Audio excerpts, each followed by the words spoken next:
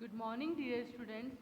Previous class में हमने SST के चैप्टर 3 की एक्सरसाइज 1 एंड एक्सरसाइज 2 को कंप्लीट कर लिया था। आज की क्लास में हम करेंगे एक्सरसाइज 3 एंड एक्सरसाइज 4। एक्सरसाइज 3 है answer the following questions. First question है what is the horizon. Students इसका आंसर है पेज नंबर 20 पे। पेज नंबर 20 पे देखो, the shape of the earth का last paragraph. The horizon is the circular line at which the sky and the earth appear to meet. Page number 20 पे जो third question है उसके ए का answer है the horizon is the circular line at which the sky and the earth appear to meet. Okay, mark कर लीजिए इसे। Second question है हमारा how many oceans are there in the world, name them. Oceans कितने हैं total world में और उनको आपको नेम बताने हैं। तो आंसर है इसका पेज नंबर 22 पे। Page number 22। पेज नंबर 22 पे देखो ये रहा। There are 5 oceans in the world, these are Arctic Ocean, Atlantic Ocean, Indian Ocean, Pacific Ocean and Southern Ocean. I am repeating my answer once again. There are 5 oceans in the world, these are Arctic Ocean, Atlantic Ocean, Indian Ocean, Pacific Ocean and Southern Ocean. Mark कर लीजिए इसे book में। C question है which continent is in India a part of. India है जो कौन से continent का पार्ट है। स्टूडेंट्स आंसर इसका पेज नंबर 21 पे।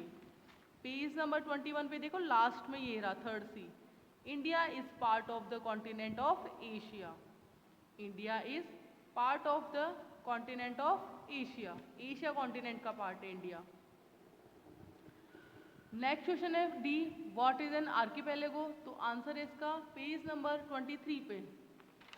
पेज नंबर 23 पे देखो लास्ट में a group of islands located close to one another is called an archipelago. I am repeating my answer once again. A group of islands located close to one another is called an archipelago. टिक कर लीजिए इसे। Next question है fourth question. Fourth question है give reasons for the following. A question है even if we travel too far we will not fall off the edge of the earth. हम अगर बहुत ज़्यादा ट्रेवल कर लेते हैं फिर भी हम अर्थ की एज से नहीं गिरते हैं। इसका रीज़न क्या है। स्टूडेंट्स आंसर है इसका ये रहा 4A का answer. Because people believed that the earth was flat. BECAUSE because PEOPLE people, BELIEVED believed, THAT that, THE the, EARTH earth, WAS was, FLAT flat. मैं फिर से रिपीट कर रही हूँ because people believed that the earth was flat. Second question the horizon appears to be at the same distance in every direction. तो answer है इसका ये रहा बी का answer. Because horizon is the circular line if we stand on flat plane the horizon appeared to be at the same distance in every direction.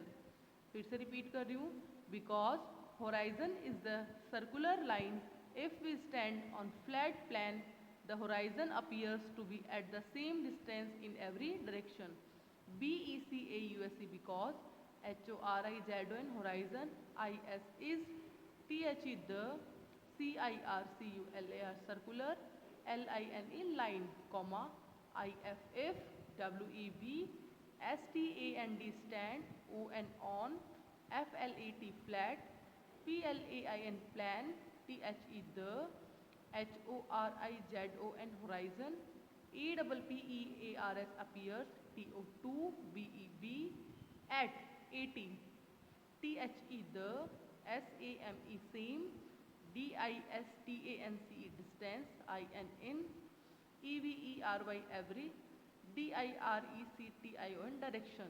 Means because horizon is the circular line, if we stand on flat plane the horizon appears to be at the same distance in every direction. Okay students, तो अब आपका homework ये है कि जो chapter 3 है SST का उसकी एक्सरसाइज 1 तो आपने कर ही ली होगी बुक के अंदर। एक्सरसाइज 2 को आपको नोटबुक में करना था। अब आपको आज एक्सरसाइज 3 और एक्सरसाइज 4 है उसको SST की नोटबुक में बिल्कुल neat and clean hand writing से करना है। ओके स्टूडेंट्स, आपको अपनी हैंड राइटिंग का भी ध्यान रखना है। वर्क बिल्कुल नीट एंड क्लीन होना चाहिए। Thank you.